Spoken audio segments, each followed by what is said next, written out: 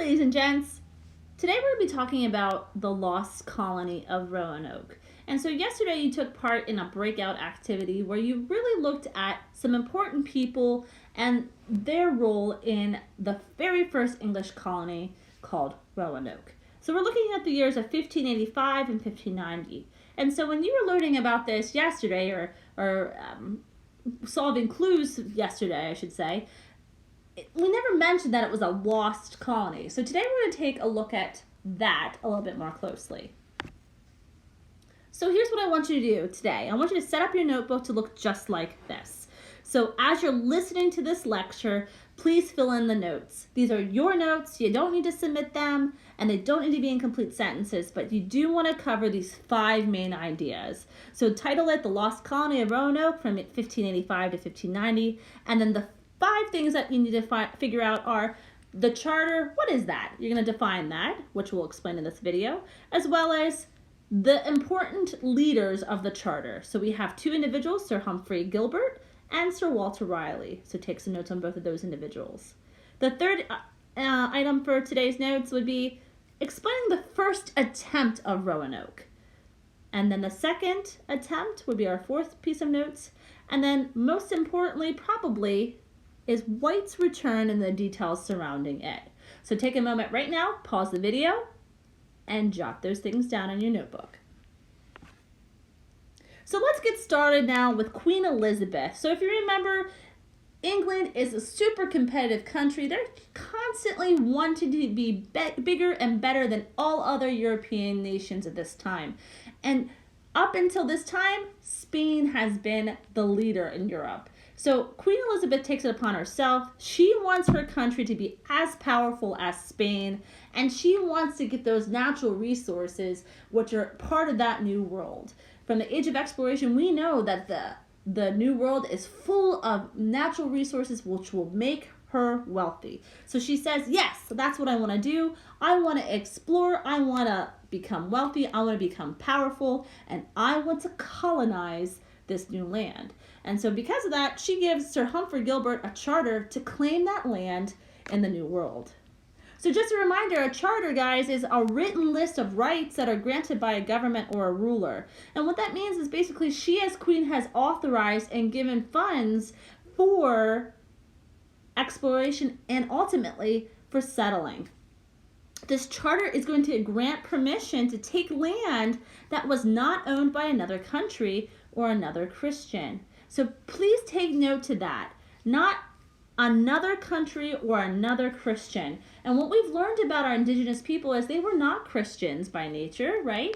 And they also were not, quote unquote, a country by European standards. So this is kind of a loophole for Europeans to take advantage of the indigenous people. It gives them the upper hand because they feel like they are granted the Queen's permission to do this.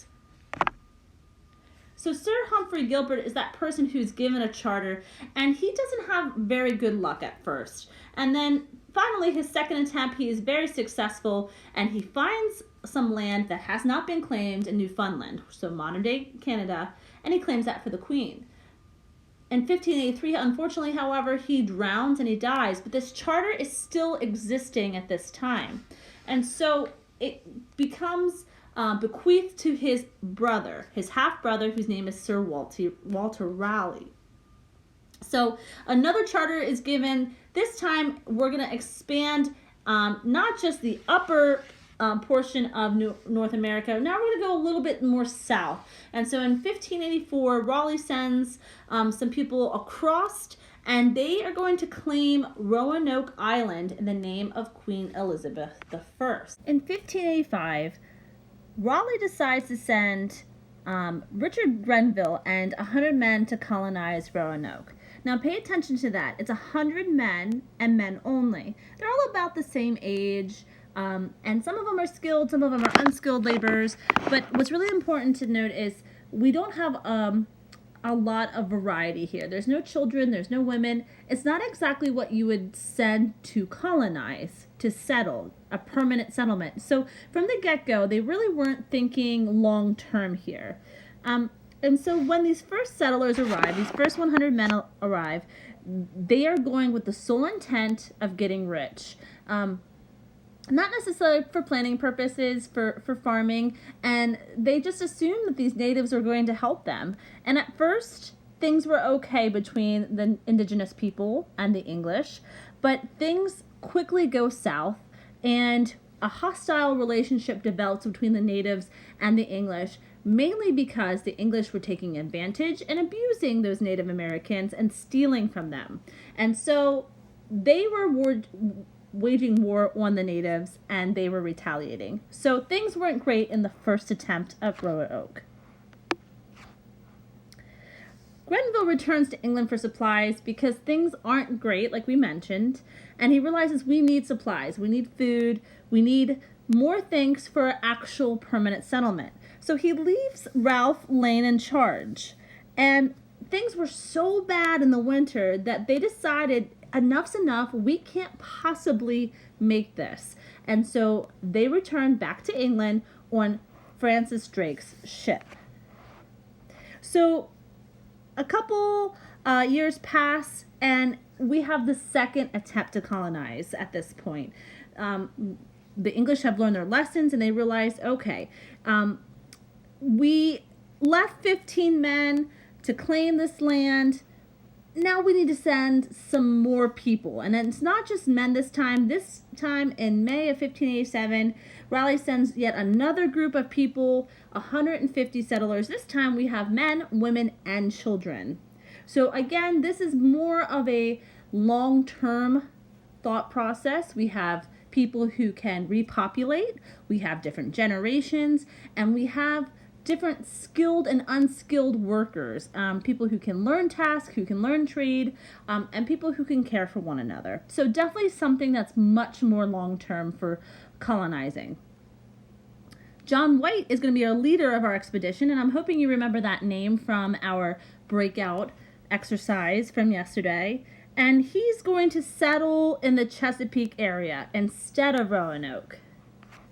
So some more details about that. Some ships are going to come back to Roanoke Island, and the captain there says, I want to cross the Chesapeake Bay, but I realize I can't because the waters are too shallow. So the captain refuses. So instead of actually going up in the Chesapeake Bay to settle that area, he decides that the settlers are to stay in Roanoke.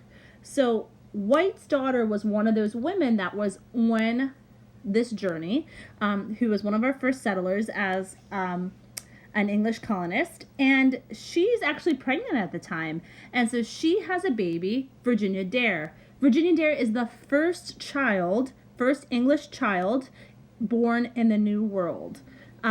White says, hey, things are going okay at this point. I need to go back and get some more supplies. We have 150 people here. We want to make sure we have enough materials so that we can actually build and settle this land. So even though White had hoped to come back in a relatively short time period, things changed dramatically in the landscape of Europe. And we have England and Spain who go to war with one another. It prevented White from returning for 3 years. And so when he returns, he is quite surprised to find that there is no colony anymore, that there are no inhabitants, and that the entire colony has been deserted. So the only clue that's left is this carving that's found, Croatoan, and it's carved in a gatepost and a tree. And those colonists were never seen again. And so we call this the lost colony because we're really not quite sure what happened. So when White returns back, you can only imagine the surprise, the defeat, the despair that he must have encountered. He lost not only 150 people, but his daughter and granddaughter were part of that. And so your job today is going to be to help White solve that mystery. You are going to be detectives, and you're going to work through several different scenarios and different theories on what possibly could have happened to these colonists. So you're going to take your time reading through the material and reasoning through and deducing whether this is probably a theory that could have happened or could not have happened, and you're going to complete your detective's notebook. If you have any questions, please email me, or I will see you on our social studies Zoom help sessions, which are Mondays at 11:45.